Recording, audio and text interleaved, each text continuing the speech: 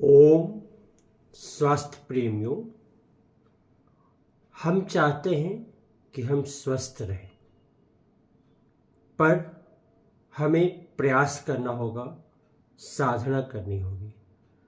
तो आज साधना विज्ञान और विज्ञान के सूत्र को मिलाने का प्रयास करते हैं। जब हम प्रवृत्ति करते हैं तो हमारा सिंपैथेटिक नर्वस सिस्टम एक्टिव होता है। वहाँ तक तो बात ठीक है, लेकिन हमारे जीवन में क्या होता है? तनाव है, डर है, संशय है और द्वंद्व है। इसके कारण क्या होता है? हमारे हार्मोन्स गड़बड़ हो जाते हैं और हम ज़्यादा एक्टिव रहते हैं संसार की दुनिया में, तो इससे निवृत्त नहीं हो पाते हैं, यानी पैरासिम्पैथिक नर्वस सिस्टम को हम एक्टिव नहीं कर पाते। पर योग विज्ञान समर्थ है कि आपका जो है सिंपैथेटिक और पैरासिम्पैथेटिक दोनों को बैलेंस करे, और ये आप करते हैं तो आपका नर्वस सिस्टम काफ़ी हद तक मजबूत रहेगा। तो जितनी इस तरह की समस्याएं हैं तनाव से ग्रसित, उसमें आपको एक सहारा मिलेगा ताकि आप आने वाले रोगों से लड़ सकें। तो आप जैसे चौकड़ी मुद्रा कहते हैं, पलथी मार के जैसे भी बैठे, हम यहाँ पद्मासन में बैठे हुए हैं। पर्वतासन में क्या कर रहे हैं? हम ये उंगलियों को देखिए भीतर की तरफ मोड़ रहे हैं। सारी उंगलियां जो है हमारी बाहर की तरफ नहीं है। इस तरह से करके तनाव उत्पन्न कर रहे हैं। और हम क्या कर रहे हैं? इसको 3 मिनट के लिए कर रहे हैं। तो देखिए हम 3 मिनट करते हैं।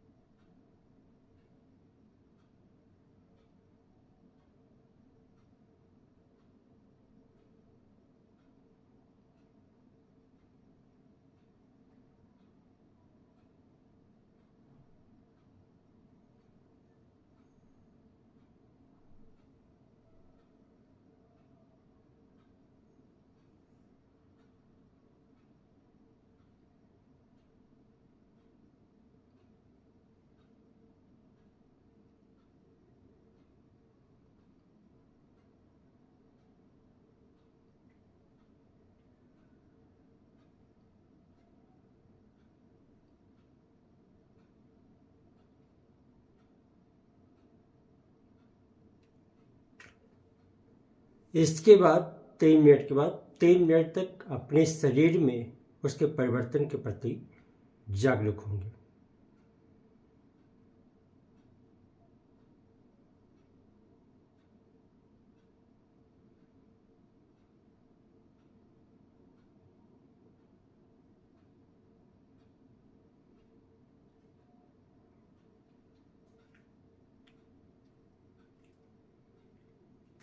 हमारे शरीर में उदान प्राण, प्राण, समान प्राण, व्यान प्राण पूरी तरह से सक्रिय है। उनकी हम अंदर से अध्ययन कर पा रहे हैं।